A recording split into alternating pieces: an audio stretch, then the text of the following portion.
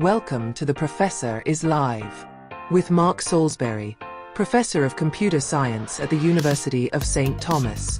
In each lively 25-minute episode, Mark and producer Rico Smart dive into topics shaping our world, featuring expert interviews and engaging live audience participation. Discover groundbreaking ideas for the future and timeless wisdom you can't afford to forget, all infused with humor and charm. Leave every episode feeling inspired, informed, and optimistic about what lies ahead. For more bragging about this show, go to The Professor is Live. Hi, I'm Mark Salisbury, and welcome to my classroom. Today I'm joined by my producer, Rico. That's him right down there in the corner. And we're going to dive into a fascinating topic. And that's how advancements in technology are empowering individuals with significant disabilities to engage more fully with their surroundings. And these innovations were not only breaking down barriers, but they're also opening a whole new world of possibilities, one that recognizes and celebrates people's abilities rather than focusing on their disabilities. And so we're going to start off by taking a look at a short video and basically of a young man named Kevin O'Brien, and he's going to show us how he can interact with his dog with some of these new technologies that come from the area called the Internet of Things. So, and we've looked at this before, haven't we, Rico? This is an amazing little video of Kevin and working with his dog. It really is. I don't think most of us appreciate what service dogs are doing. I know I've seen them and they are very impressive, quite skilled, and they really do help people out. Yeah, absolutely. Okay, here's Kevin with his dog, and we'll try to explain this well for the people who listen to the podcast. Hi, I'm Kevin O'Brien, and my use of the computers and interacting with my environment are challenging because of my disability. New technology is helping. In particular, I'm using eye tracking to interact with the computer. Here is a short video of me training my dog Abby using the pet tutor dog feeder and controlling with my eye tracker.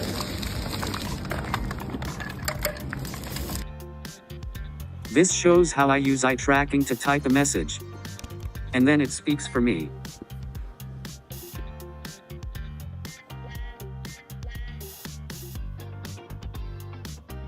Better than nothing.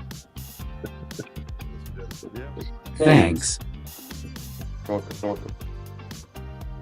Before Pet Tutor, as a disabled individual, rewarding the dog was impossible. Pet Tutor opened up a lot of doors for me. Now, I'll be able to advance in my education and career.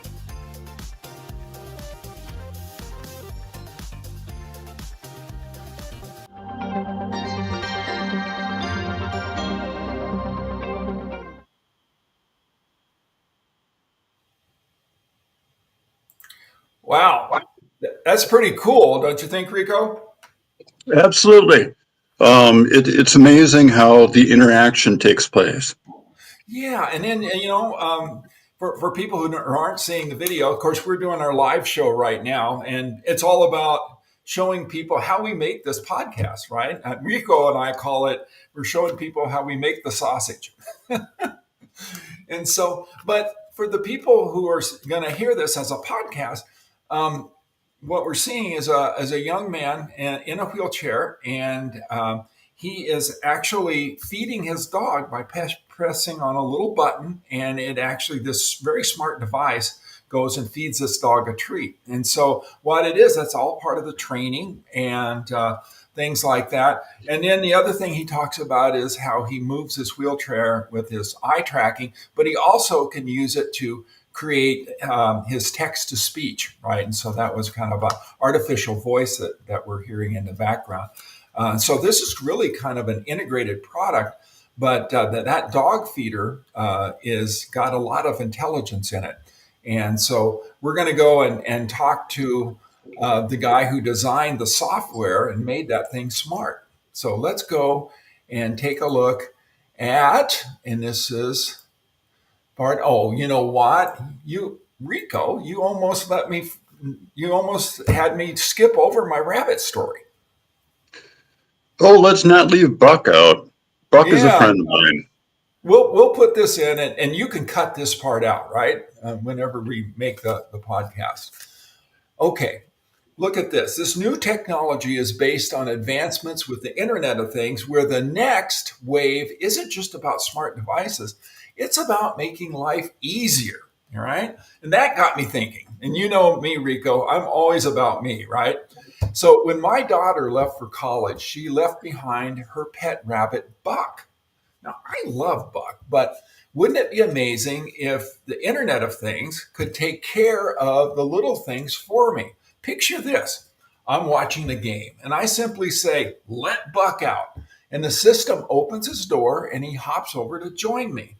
And when it's time for him to go back into his little home, I say, help Buck get home. And a smart app lures him in with some raisins and closes the door behind him. No interruptions, no hassle, just me, Buck, and my game. Does that sound like a great future, Rico? That's fantastic, Dreamer. Yeah, absolutely, right. And I share with our audience that Buck is quite the Lakers fan. I've got pictures of him watching the Lakers very intensely. So, but anyway, talking about the future, speaking about it, let's hear from someone who's actually shaping it. And here's Scott Moody, Internet of Things software architect and former technical fellow for the Boeing Company. Let's see what Scott has to say.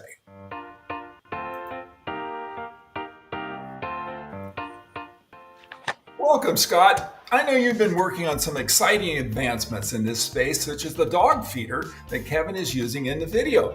Can you walk us through how these enhancements actually work? Yeah, thanks, Mark. The technology that we just saw in the video, the challenges of a person like Kevin to use this, we're been able to add technology to help them out, which is really cool. So in that video, we talked about the eye tracker. That's not our technology, but the concept that thing can interface with that dog feeder. The dog feeder is a device, different configurations that we put on the side of his wheelchair. So that kind of environment is really challenging, and we've come up with some technologies. The next step is this whole Internet of Things devices, computing devices. We've got 3D printed parts that do all kinds of stuff, and they all network to each other. So it's really impressive what we've been able to do in 2025. But we've been doing that for ubiquitous computing, Internet of Things for 40 years, right, Mark? When we worked together at Boeing a long time ago. That's right. Yeah. Wow. Well, how about one of the things I know you bring to the table here, and why you're excited about it, is that you have been working the computer science angle, really looking at developing computer software architectures to manage the complexity of all the communications with this. And so can you tell us a little bit about that? Yeah, I'm a real fan of, computer science, the pure computer science, being able to solve things with our technology. It's all the coding and all that kind of stuff, but computer science helps constrain it in nice ways, whatever. And being able to write all the code for networking and all that is really powerful. But architecture, really helps us bound the problem, make it feel like we can get something done. something can. Well, and it's kind of a system, as I understand, that you can expand to bring more functionality and make these Internet of Things actually even more intelligent. Yeah, I think so. Some of the things we've been doing by bringing back the environment, right? The environment, and then the virtual world that we have computing running in. So how to interface with all that. So it's some really cool stuff. We can talk more, later on, or you can go some of my documents and things like that. Architecture that describes the problem. Yeah, and you have a book on this, but you also teach this, right, as well. You teach people this architecture and how to make these things smart. Yeah, off and on. I have a course. I have a book I call The Adventures of Knowledge Shark. Maybe backwards in the picture, but it's an architecture document that tells you how to bound your problem and all that kind of stuff. So it's really cool. Yeah, I've been teaching it off and on. And, so there we go. we're trying to help out, Mark. Oh, very cool, Scott. This is exciting. And I'm sure there's a lot more applications than we've just touched on today. But I could see how it could make my life more convenient, especially when it comes to taking care of our rabbit, Buck. The rabbit. Yeah, and I told you that we have we can actually use our dog feeder device as for your rabbit as well. But again, these things, this what the computer is running is so cool. That's really neat. Wow. And our rabbit's going to be excited to know that he doesn't have to wait on me to break away from a game on TV to feed him. So this is pretty exciting at our house. So thanks a lot for being here, and we appreciate it. Yeah, thanks, Mark. Take care.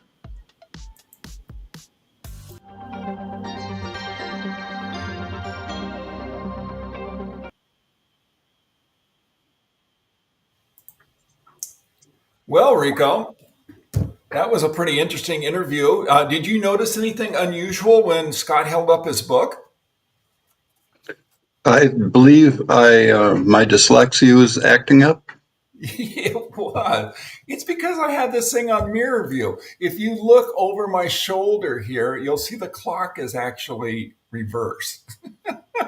So I don't know. I like this because whenever I bring in a guest, I just squishes me up here, and it's just a little better. It seems like a better view. I don't know. So I'm going to ask our audience, should we stay with mirror view? And these are the people who are actually watching us live. And I'm putting this into chat right now. Stay with mirror view. So let us know if you're with us live, and your voice will really count. How about that? So we'll go ahead and do that one here. And it says I can't post messages to some channels. Oh, yeah, that's true. That's true. Okay, so I'm going to go ahead here, and that was Scott Moody, and Rico, this conversation's got me thinking about the Internet of Things, how it could help me. Right, I'm just focused on Mark right now, but you know what? It really does shifts my perspective that this might be more than just convenience. So, what do you think? I believe it is a paradigm shift, and I think this could be helpful to a lot of people. We all need help at times, some of us more than others. And if technology can help us out in this direction, all the better.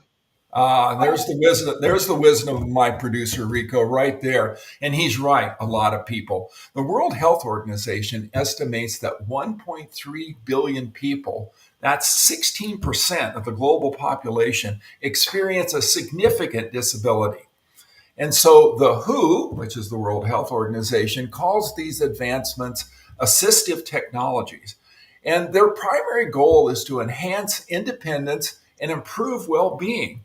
And so they're not just about making life easier, these assistive technologies, they're about enabling people to live full and productive lives.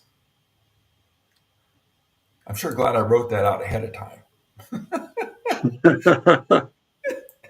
Okay, to get a deeper understanding of how these new technologies empower people with disabilities and the professionals who work with them, I spoke with the founding board member and president of Atlas Assistant Dogs, Jennifer Kohler.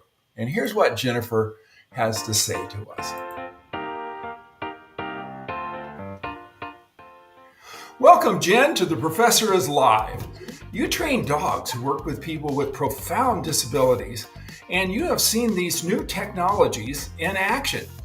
Have you seen a change in the abilities of the people that you work with?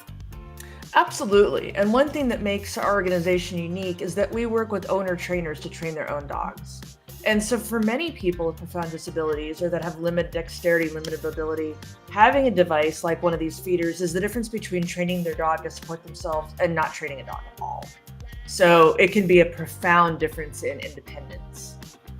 Okay. Kind of puts the world in their control, I would guess, to a little bit. Right. And lets them maintain and expand even if they have a dog provided by a program that's partially or fully trained. It gives them the tools to expand and maintain that dog's training on their own. Does this change the way that you work with the people themselves? I would say it gives us another option of ways that we can have people, because these feeders could be on a wheelchair. They could also be mounted across the room that we could use to have the dog go to certain locations or come back. So it gives us more things we can do to help somebody be creative. It lets us sit and it makes us think differently because somebody's not treating with their hand necessarily. So it makes us be more creative, and it really helps that person have more control over how they interact with their dog. Okay. And in our little introduction that we have to this is we have a young man who's actually using a dog feeder. And so that's part of our introduction to this. But as I understand it, this is just the tip of the iceberg for these kinds of technologies. Absolutely. So we've discovered, partly through COVID, where a lot of things needed to be virtualized, and partly through looking at working with many people with disabilities where travel is cost prohibitive or health prohibitive, and needing to use technology as a way to interact with them or to help them interact with their dogs differently.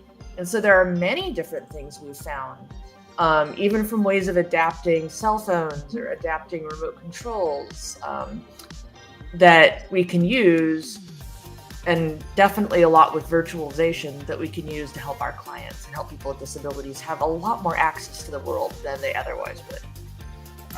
That sounds exciting. Okay, here, now let's get to the crux of this, is how about the dogs? What do they think about this? Well, they're thrilled, because if you're working with a dog, one of the biggest challenges is making sure you're able to give something reinforcing to that dog consistently. Yeah. And so if you can't do that, it's very hard to train and support your own dog on your own. So by having a feeder like these wheelchair feeders that can be triggered through any of a number of modalities, the person's able to treat their dog. And so the dog loves the solution. Well, that's really good to hear. And so let's go for one last question here, because this sounds like a win-win-win all the way around. Is, do you know anything about rabbits? I did raise one rabbit. Okay. Well, that makes you an expert in my book. So, all right. Well, thank you, Jen, for being on the show and explaining how this really impacts a part of our society and how we can look forward to this. So thanks again for coming on. Yeah, happy to be here.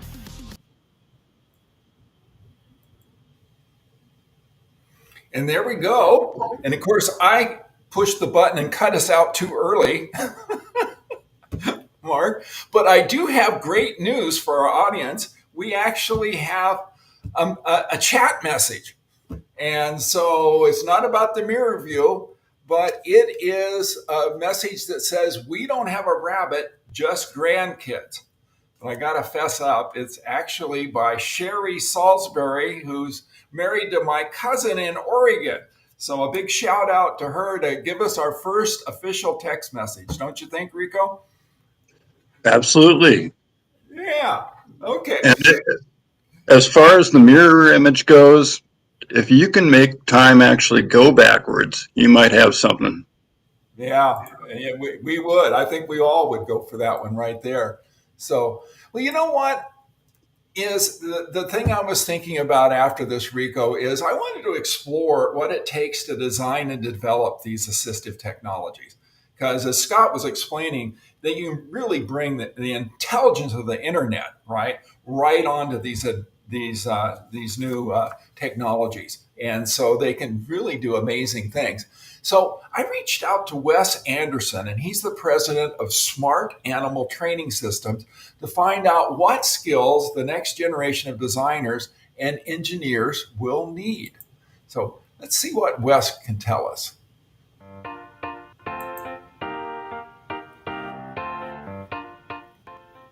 Welcome, Wes, to The Professor is Live. Can you explain how these customized assistive technologies are designed and built? Yeah, I'd be happy to do that. Yeah, and thanks for having me on your show.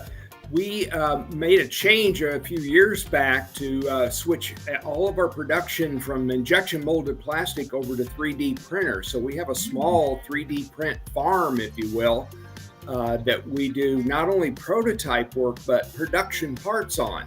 We've had several years of experience using 3D parts not only for prototyping but in production, which was kind of surprising. In our application, they worked pretty well. My background is engineering, and I have a small team, so we do all of our own design work internally. I am a double E, electrical engineer, and I've got people doing design, mechanical engineering work, 3D printing. So it's all pretty much design and build in-house, custom. One of my teammates is herself someone that uses our technology for assistive application, where she's training her dog. So she's now on my team and been working with us, and she works with our clients to find out what their needs are. And then we do a combination of what do we have on the shelf and what do we need to custom design for this person. Oh, wow. So, it seems to me like you're going at this very differently than traditional manufacturing. And so I would think your team, which seems highly skilled here, basically, what are these new skills that they're using to create this really groundbreaking customized product? Yeah, it's a collection of things. So we do the programming. We do all of the programming. I've done some of the programming in the past. We have others on the team that write code. And then, in terms of mechanical design, we have people that my nephew is on my team, and he teaches a technology class at a high school, and his specialty is 3D printing. So he does a lot of the design work. He does on devices like AutoCAD and others. He does some of the design work himself. I do some of the design work for custom mechanical devices that we're going to print on the printer. And then we have another team member that is very skilled at hands-on soldering. So putting things together and soldering and building. We're like a low to medium production shop. Yeah. Well, one of the things that strikes me when I look at this is you're opening, we kind of focused on the assistive technologies, but it seems like it's just opening up a whole new world for this population. I don't know if there's any really ceiling on this. Well, I don't think so. We started with our original focus. We began production in 2013, and primarily for professional dog trainers. So that's really what we've been doing over the years. But myself and my co-founder, we both have worked. In fact, we got to know each other through a service dog training program. And so my heart is in that community. I've been doing it for 20 years now. I help train service dogs for those that need those dogs. But the thing that I saw that was missing, and to my knowledge today, there isn't another device that really fits on a wheelchair and allows someone up to and including a severe disability to treat their dog. So if they have a service dog or a pet dog, it can be very difficult, if not impossible, for some people to actually give a treat, which is important for service dog ongoing work, but also for pet dogs, just to interact and have that bond. So I really wanted to break down that barrier. It was something I'm passionate about, helping people that do have disabilities, and I didn't see a technology to help them. Wow, that's amazing. So, well, let's switch to a different kind of animal. I know you've worked with dogs, but one more thing, Wes. Think you could build an intelligent feeder for our rabbit? Oh, you gave me a curveball there. Yeah, I don't know. I'm not much of a rabbit person. Oh, my goodness. Okay, well, I think we can maybe follow up on this online. I think our rabbit thinks he needs one. So yeah, okay. Incredible work you're doing, and thanks so much for being with us today. Yeah, my pleasure. My pleasure.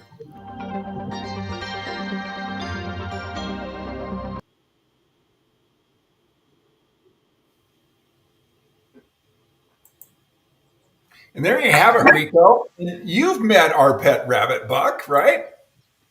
I've met Buck. He's no dumb bunny. I think he would hack the system. I think so. All right. And with that, we wrap up another episode of The Professor is Live.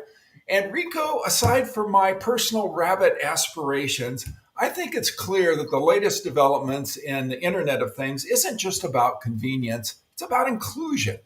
And these innovations will make life easier for many of us, but more importantly, they'll open up new opportunities for people with disabilities, giving them greater independence and control of their lives. Before we go, don't forget to visit theprofessorislive.com for links to past episodes on YouTube, Apple Podcasts, and Spotify.